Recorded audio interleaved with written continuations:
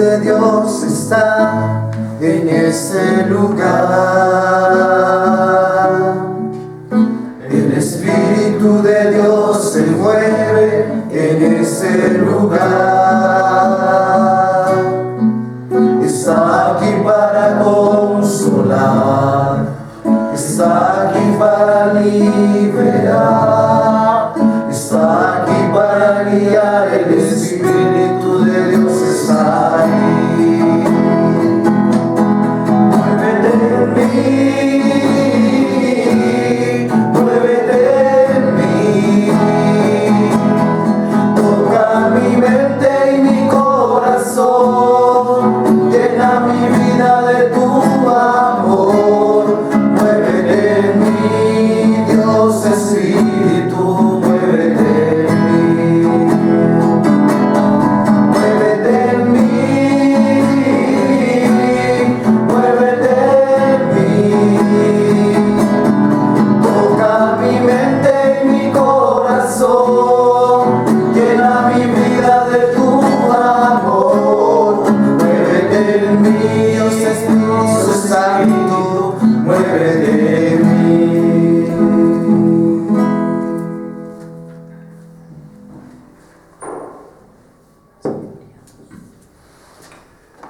Vamos a empezar esta lección de la Palabra de Dios del domingo entrante, 25º domingo del tiempo ordinario. Como siempre, el texto nos trae 3 lecturas que tienen todas ellas algo de común. Hay mucho de rivalidades dentro de la convivencia humana, esa difícil a veces convivencia incluso entre los discípulos del Señor, y a veces manifestada igualmente por los mismos dones divinos. Parece que ellos nos pueden enfrentar más que otra cosa. Vamos a hacer las lecturas por consiguiente y le pedimos al Señor que nos ilumine, que abra nuestro corazón para que esta palabra sea viva entre nosotros. Vivimos en comunidad, tenemos el riesgo de encontrar desavenencias, dificultades, envidias, rivalidades. ¿Qué es lo que tenemos que hacer? Leamos a partir del libro de la sabiduría, en el capítulo 2, la primera lectura. Libro de la sabiduría, capítulo 2, versículos 12, 17 a 20. La gente sin conciencia usa este lenguaje. Al honrado hay que vigilarlo, pues nos resulta incómodo. Se opone a nuestras acciones, nos echa en cara el no cumplir la ley, nos reprocha el no vivir según nos educaron. Vamos a ver si es cierto lo que dice. Miremos en qué para su vida. Si el honrado de veras es hijo de Dios, Él lo ayudará y lo librará de las manos de sus enemigos. Sometámoslo a prueba del insulto y la tortura, para averiguar si cede en algo y saber qué tanto aguanta.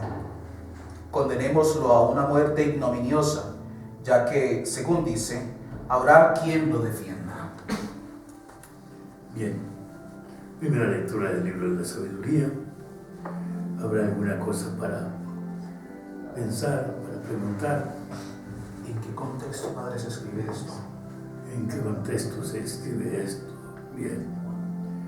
El libro de la sabiduría es un libro griego, no escrito en hebreo como el Antiguo Testamento. Hay 2 libros escritos completamente en griego, que son el libro 2 de Macabeos y el libro de la sabiduría. El último libro del Antiguo Testamento que apareció es precisamente este, el libro de la sabiduría. Se escribe por consiguiente en ese contexto posterior a la revuelta de los macabeos. Ya es una visión pacífica de hasta cierto punto del exterior, no es el conflicto macabeo que hay en tantos libros, pero sí una incursión, pudiéramos decir, del mundo griego, de la cultura griega, en el mundo de la Biblia. Allí en esa comunidad judía posterior a los macabeos, más o menos pacífica, cuando van llegando los romanos, en ese contexto se escribe esto. Cuando hay paz, diríamos, al exterior, con el exterior, quizás en ese momento surgen en el interior de la comunidad las rivalidades. Y aquí está precisamente esto. Se trata de lo que se llama el justo, el que esta traducción llama el honrado. ¿Qué será eso? ¿Será cierto que será preferible el honrado o el justo? ¿Qué piensan ustedes? El justo. El justo. ¿Y por qué será el justo más preferible al honrado? El justo es honrado. No, ¿por qué? Pues el justo normalmente es un honrado, claro, si no es honrado no es justo.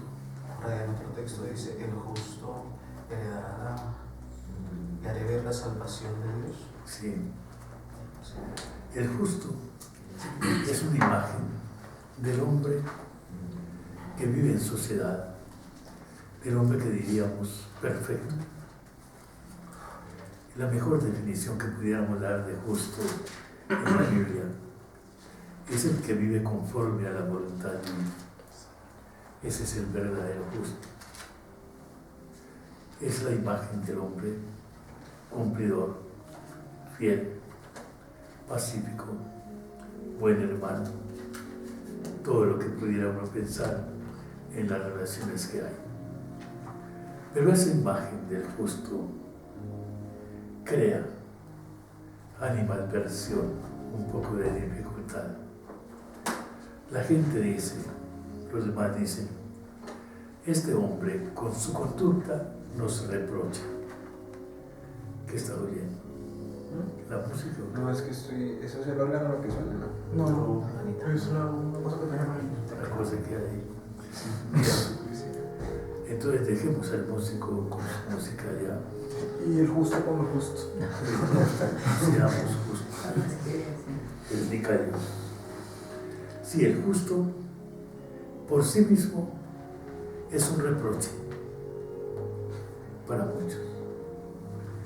Muchos comparan su vida con la de él y encuentran que la manera de vivir del justo reprocha su conducta.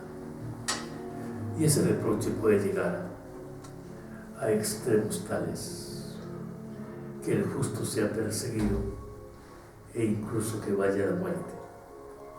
Y entonces este texto se escoge porque es la imagen de Cristo, el verdadero justo. Y entonces esa imagen de Cristo en el medio que le tocó vivir, creó polémica, creó dificultades. A nombre mismo de la ley. Y entonces por eso Dios dice, su conducta es un reproche para nosotros. Vamos a ver si es cierto lo que dice. Veremos en qué para su vida, si el honrado de veras es hijo de Dios. El honrado, el justo, es hijo de Dios. Aquí, por ejemplo, hay una cosa muy especial. En el Antiguo Testamento casi nunca se emplea la palabra hijo de Dios Siervo o una cosa. para un individuo. Para un individuo. El hombre es siervo de Dios, lo que sea. Pero no se toma, diríamos, la libertad de llamarse hijo de Dios. No. En el Antiguo Testamento Por ejemplo, se dice que el rey es hijo de Dios en un texto de Samuel. ¿Pero por qué? Por ser rey. Porque tiene el amparo divino. Y así en esas circunstancias. Pero que el hombre común y corriente sea llamado hijo de Dios, en el sentido de que tiene una predilección de Dios como Padre por él, esa revelación no está en el Antiguo Testamento. Pero ese texto de sabiduría, por una parte es un texto griego y por otra parte es el último libro del Antiguo Testamento. Estamos casi en la bisagra que une Antiguo Testamento con Nuevo Testamento. Y aquí ya aparece el hombre como hijo de Dios. El hombre en ese sentido, no en el sentido de Cristo, hijo por naturaleza de Dios, sino aquel que tiene para con Dios una relación de hijo y para quien el Padre se llama Padre para él. Esta relación es completamente nueva. Pero todo esto nos está abriendo el camino de cómo interpretar la figura de Jesús. Y en efecto van a decir, sometámoslo a la prueba, el insulto, la tortura, a saber qué para, condenémoslo a una muerte ignominiosa, ya que según dice, habrá quien lo defienda. Recuerden que la narración de la pasión, cuando Cristo está en la cruz, alguno dice, si es cierto que esperemos que venga Elías, si es cierto que Dios lo defiende, lo protege, entonces Él vendrá a liberar. Esa es una manera de repercutir ese texto del libro de la sabiduría en la persona de Cristo. Conclusión de esa primera lectura es eso. En la vida de los cristianos, para nosotros, en la vida del hombre religioso, su conducta intachable es un reproche para con los demás, suscita controversia, incluso persecución, no es tolerado, incluso se quiere quitar de en medio. Problemas de convivencia, diríamos, así nomás. Bien, pasemos a la segunda lectura, Santiago.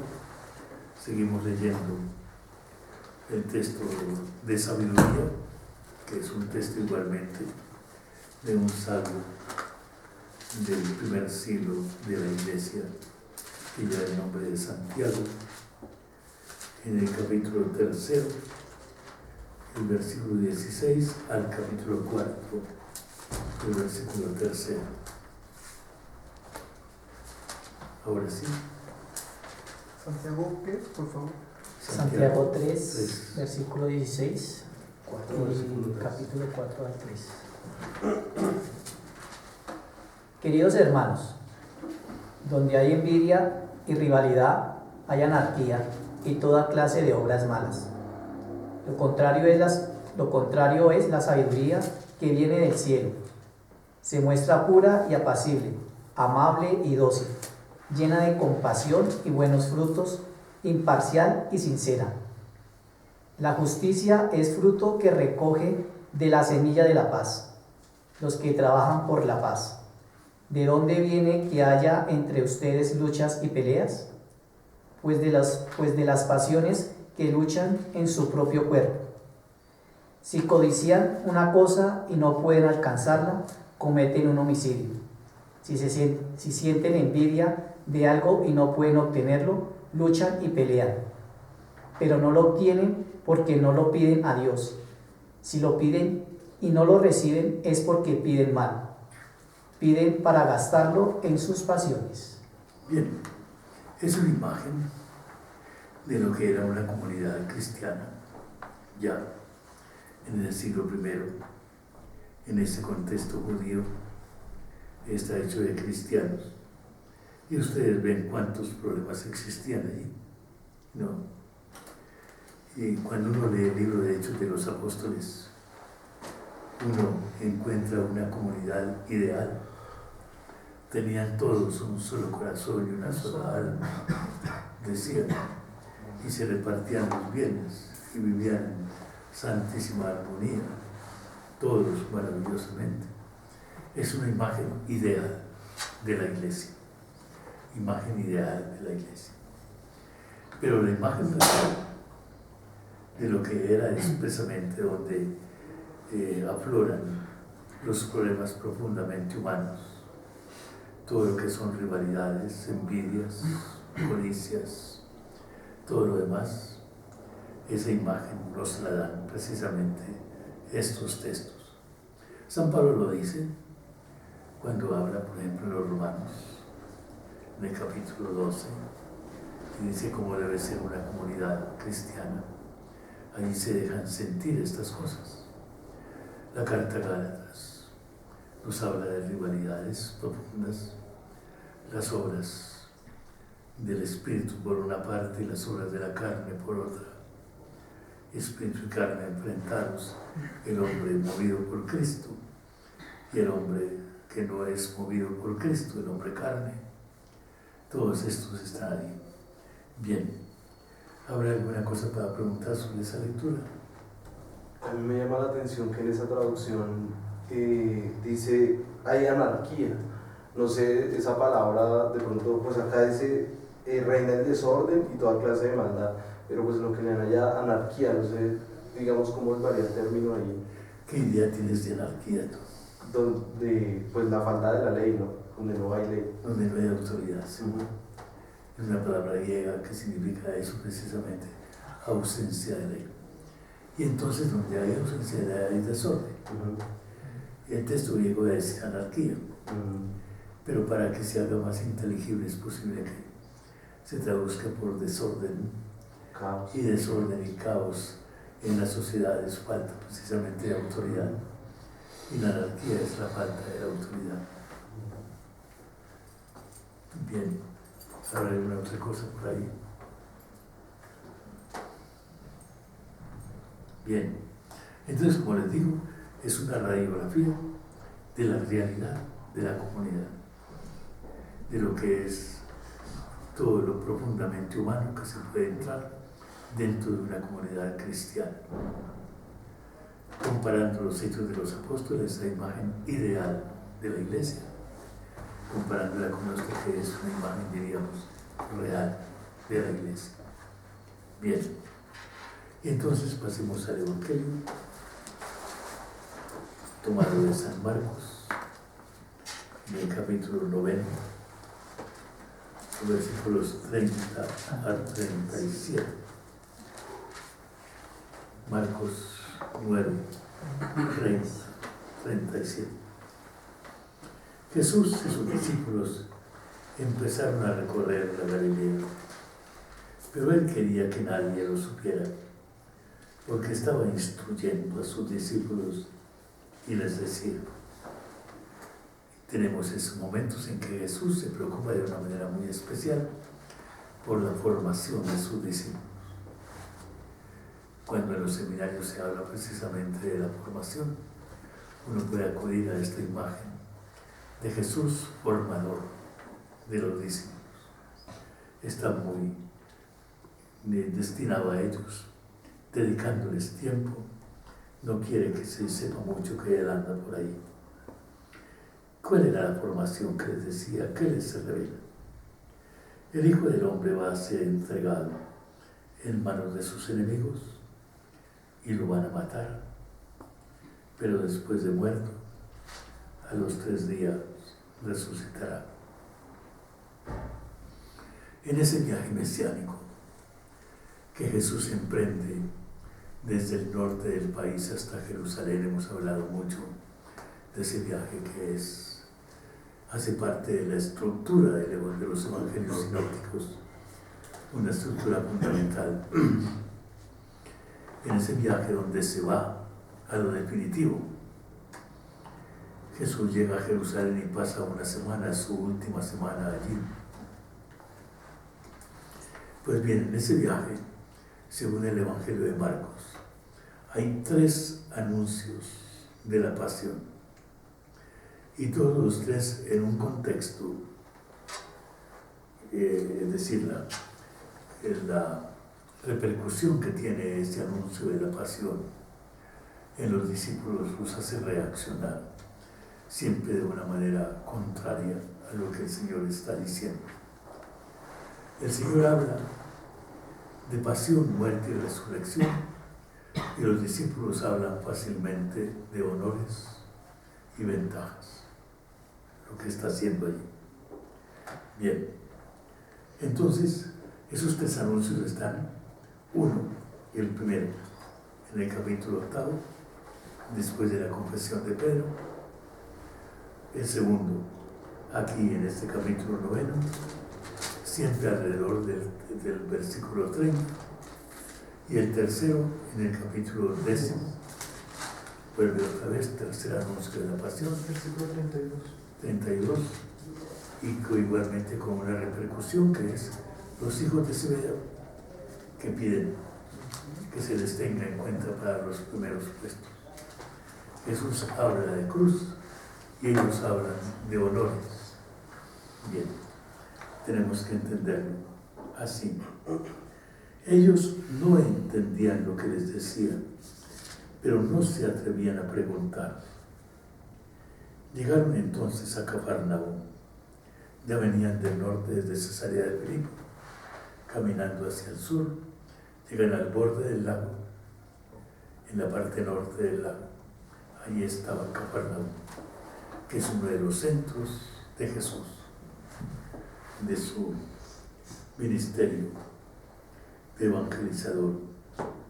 Bien, y una vez en casa les pregunto, ¿de qué venían discutiendo en el camino? ¿Ustedes cómo se imaginan ese caminar de Jesús con los discípulos? ¿Cómo sería? Una hora de caminar. Ahí en una de Rochelas, ¿no? No, tampoco no.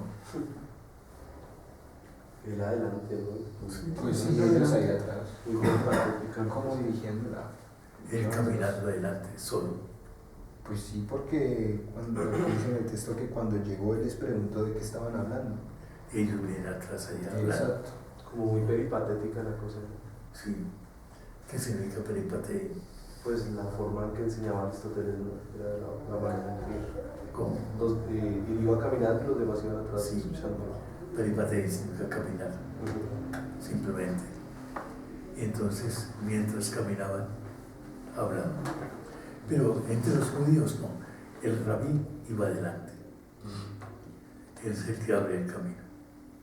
Y el grupo viene detrás. Entonces, ordinariamente, el jefe va detrás y los otros van delante. Allá no, él encabeza. Lo que se llama un cortejo. Y entonces, sin comunicación, por eso se entiende. En el caso de San Pedro, que le dice, quítate delante de mí. ¿Por qué? Porque Jesús iba delante del que rompe el camino. Y San Pedro se le adelanta. Y le dice, no señor, eso no puede ser así. Él dice, quítate y vete atrás. Ocupa tu puesto, vete atrás. Uno entiende muy bien cómo era la usanza, cómo era la costumbre de lo que había. ¿De qué venían discutiendo en el camino? Ellos no decían nada, porque por el camino habían estado discutiendo sobre cuál de ellos ocuparía el primer lugar.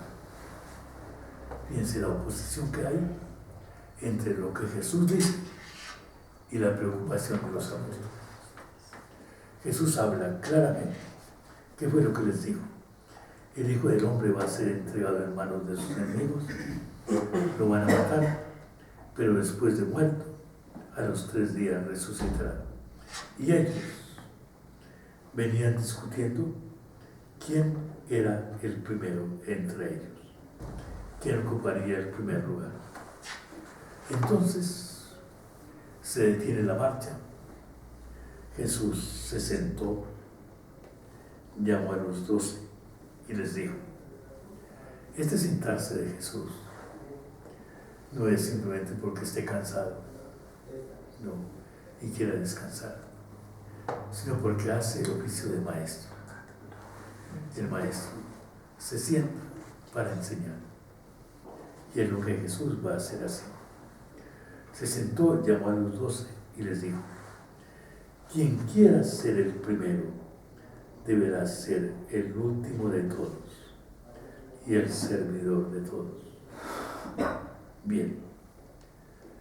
Luego llamó a un niño, lo puso en medio de ellos, lo abrazó y les dijo: el que reciba a un niño como este por amor a mí, me recibe a mí.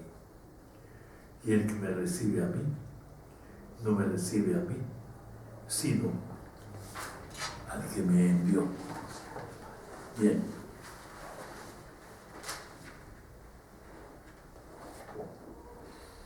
¿Habrá alguna pregunta sobre esto? Sobre el texto.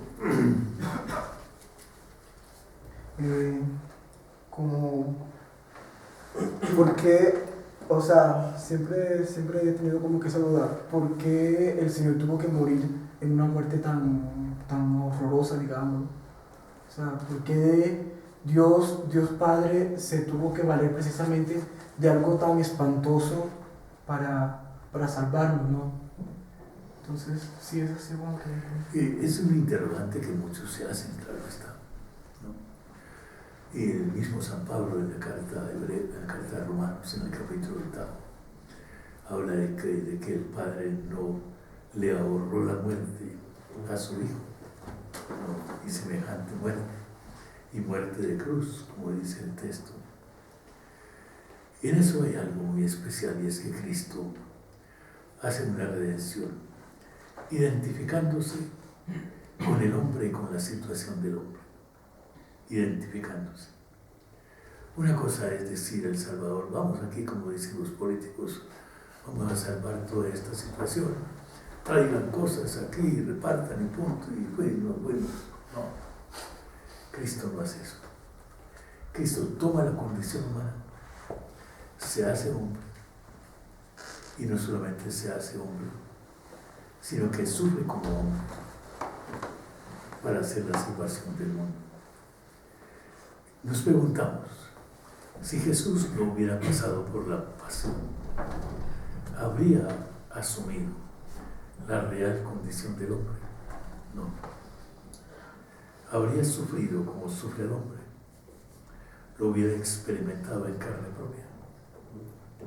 Leyendo el Apocalipsis, en una de las cartas que escribe, las primeras 7 cartas que están al principio, dice el autor del Apocalipsis, dice, el Señor habla ahí y dice: conozco tus sufrimientos. Es lo que pasa. Es el viento. El viento. Bien. Entonces no es de temor. Él decía: conozco tus sufrimientos. Y ese conozco no significa yo sé que estás sufriendo, sino yo he pasado por esos sufrimientos.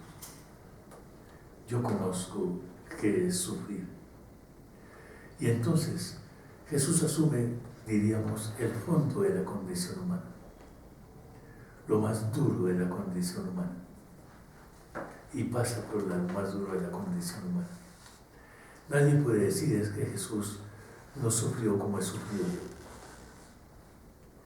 porque Jesús sufrió en lo más hondo de la condición humana. Y es ahí donde hace la salvación.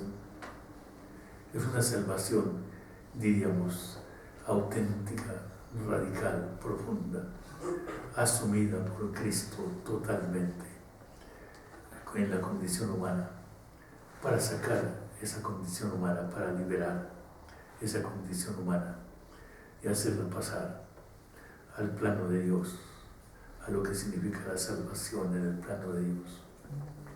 Esa es la razón, una razón que, digamos, decía, para hacer que la salvación sea no solamente una teoría, no solamente sea una política, sino que sea una experiencia. Jesús como Salvador, pasa por lo más hondo de la dureza de la condición humana. Por eso es que Él conoce los sufrimientos. Bien. Padre, y otra cosa, en el versículo 32 dicen, pero ellos no entendían lo que les sucedía y temían preguntarle. Claro.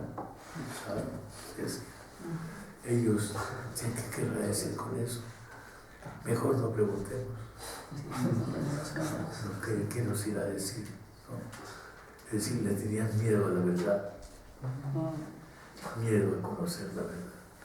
¿Qué significaba eso? Querían permanecer en su engaño. ¿Cuántas veces nos puede pasar así?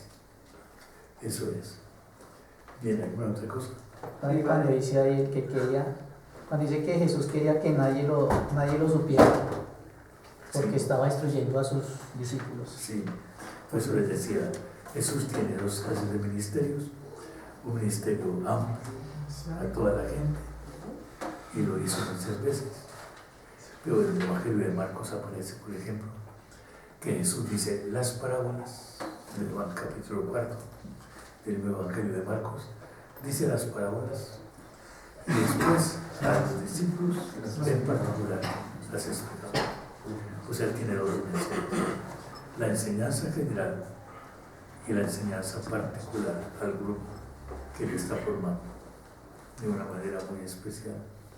Otro que decir. Música, mire, es que a mí me llama mucho la atención el hecho de que él, o sea, lo que representa para Jesús los niños. O sea, ¿por qué es que él toma como ejemplo ese niño y lo compara pues delante de todos sus discípulos? Sí. Y él dice mismo que quien reciba a uno de estos en mi nombre me recibe a mí. Es como si él dijera, yo soy como este niño. Más o menos, pues. Madre decía, este niño me representa a mí. Una cosa parecida. ¿Qué ibas a decir? Pues mi pregunta también iba por ese lado, además porque pues uno pensaría el niño, es decir, en muchas predicaciones uno escucha, no, por la inocencia del niño y eso, pero igual el niño también es, digamos, como que no tiene conocimiento de Dios, ni de, entonces porque yo también iba por esa línea de por qué el niño, ¿no? Si el niño es más ignorante. No contaba Es con la egoísta. sociedad igual que las esposas y las mujeres, ¿no? Sí, el niño lo contaba. Eso es. Nosotros tenemos hoy en día una cultura del niño. Por un niño se sacrifica todo lo que sea. Ellos lo dejaban morir. En esa época no tenían esa cultura así. Lo vamos a ver, porque es que dice, para entender esto, hay que tener una actitud receptiva. Ellos no querían saber del asunto, estaban cerrados. Y para entender por qué Cristo va a padecer, a morir y a resucitar, para entender eso, hay que tener la actitud del niño, que es sencillo, que quiere saber, que se interroga, que recibe, que acepta las razones que le dan. El niño está usado para decir, el buen discípulo es aquel que recibe la enseñanza de Jesús con la misma sencillez con que la recibe un niño. Eso es. No hay que separar al niño de lo que está diciendo. Bien. Entonces aquí hay dos caminos enfrentados, el de Jesús y el de los discípulos. El de Jesús, que representa el camino del Padre Celestial, lo que Dios Padre quiere. Y el de los discípulos, que representa los planes del hombre, no siempre concordes con los planes de Dios. Los planes del hombre, que busca honores, donde Cristo busca servicio, y nada más que servicio. Yo creo que eso es una cosa importantísima. La iglesia tiene que llegar hoy a eso. Estaba hablando ayer con el Padre General y hablábamos un poco de esto a propósito del siglo próximo de la evangelización. Yo le decía, la iglesia frente a la nueva evangelización, el primer paso que tiene que dar es el de preguntarse ella misma si está evangelizada. si ella misma, antes que buscar cómo evangelizar, preguntarse si realmente está penetrada del Evangelio, si no vive en apariencias más que en la realidad del Evangelio. Pero tenemos que preguntarnos, y eso pasa precisamente aquí. Dos caminos opuestos: el camino de Jesús, que es el camino del Padre, el camino de la cruz, el camino del sufrimiento, al que estamos invitados todos. Esa es una cosa que hay que vivirla. Yo le hablaba al Padre igualmente de cómo ciertos personajes influyen tan profundamente en la vida. Decía que una vez sí les he contado, hace unos 3 años prediqué el retiro de los sacerdotes de Buenaventura, ¿no? Y hablé con el obispo, con Héctor Epalza, que es alumno nuestro.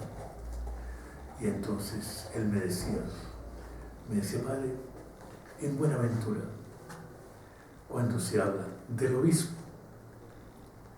no se habla del obispo de hoy, sino de Gerardo Valencia. Ese es, para ellos, el obispo es Gerardo Valencia. ¿Y quién era Gerardo Valencia? Un hombre sacrificado, un hombre metido en medio de la gente, un hombre que no se desdeñaba de asumir trabajos duros con su gente. Era aquí porque más de una vez vino, pasó por aquí y entró a mi pieza y habló conmigo y hablamos. Y un día me dijo, yo llegué a un pueblo en medio de la selva, abandonado, un grupo humano. Pasé con ellos unos días evangelizando. Y no vestido como obispo, sino como paisano, en medio de la selva que iba a andar él con aquellos vestidos famosos que hay, ni con metra, ni con ninguna cosa de esas, en medio de la pura selva. Entonces me dijeron, Padre, Monseñor, aquí hay una maestra, una señorita que sabe, que es capaz de enseñar, pero no tenemos dónde. No hay exactamente dónde reunir los niños para que ella les pueda enseñar alguna cosa. Y él dijo, vamos a hacerlo. Y no me voy hasta que lo hayamos hecho. Y me dijo, nos metimos al monte y sacamos leña y limpiamos un sector y lo pusimos bien y paramos todo aquello, le pusimos techo, hicimos un salón. Él, con la gente. Ese es, diríamos, un obispo que realmente marca profundamente. Aquel que no dice, hagan, sino hagamos. Ese es él profundamente.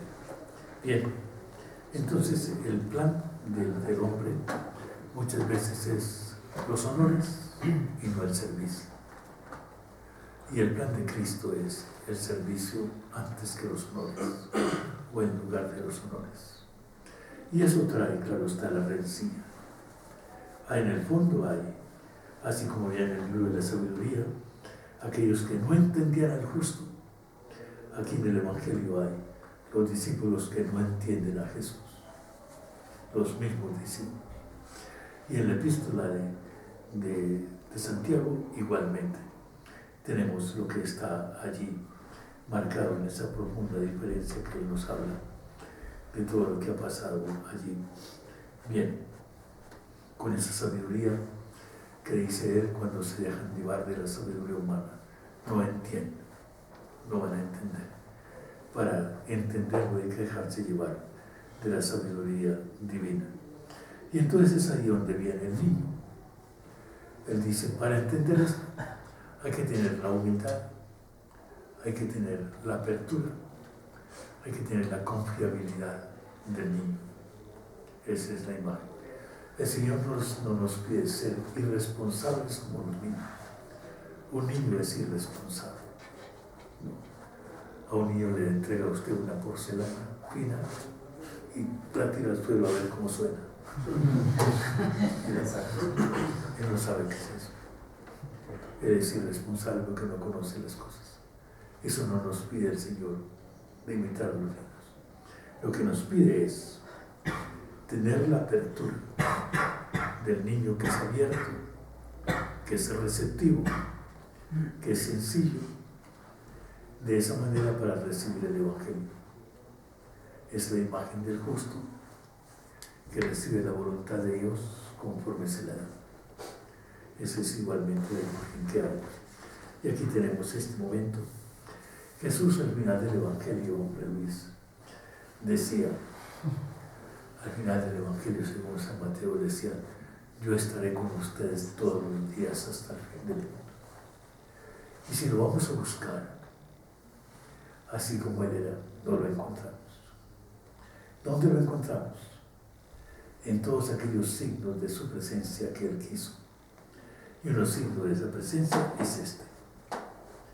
El que trata a un niño como debe ser.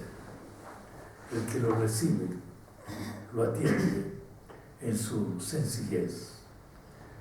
Ese que recibe a un niño que es como este por amor a mí, me recibe a mí. Es ahí donde encontramos. Yo estaré con ustedes todos los días hasta el fin del mundo. ¿Dónde? En el prójimo, en el otro. Son los signos de la presencia. Los signos fundamentales de la presencia son tres: la palabra, el sacramento y el hermano. En ellos es ahí donde tenemos que encontrar a Cristo. Y entonces al niño hay que encontrarlo allí, encontrar a Cristo en él, me recibe a mí. Y no solamente me recibe a mí, sino que recibe a mi Padre, al que me envió. Eso es lo que está diciendo ese texto, que es bien. Bien, ¿habrá alguna otra cosa para decir respecto de esto? ¿Les queda claro? Sí. Bien. Bueno, bendito sea Dios. ¿Cómo? Y entonces terminemos siempre con agradecer al Señor la palabra que nos da. Cuestionarnos también nosotros. Preguntemos, ¿qué buscamos? ¿Buscamos honores o buscamos servicio? Los honores sobran y se marchitan. Decía un orador que yo escuché cuando niño, un hombre que hablaba sumamente bien en un momento dado: las flores que ustedes me dieron hoy, mañana estarán marchitas. Así son los honores. En cambio, el servidor es permanente, porque hace presente la figura de Cristo servidor en la iglesia donde quiera que esté. Hagan de eso el ideal de una vida sacerdotal, no la búsqueda de situaciones, de oportunidades solamente en la vida, como los discípulos, sino de hacer presente a Cristo, a este que habla de entregar la vida por la salvación de los demás. Queremos, Señor Jesús, que vivas y reines entre nosotros. nos bendiga con su Hijo. La Santísima Virgen María. Amén.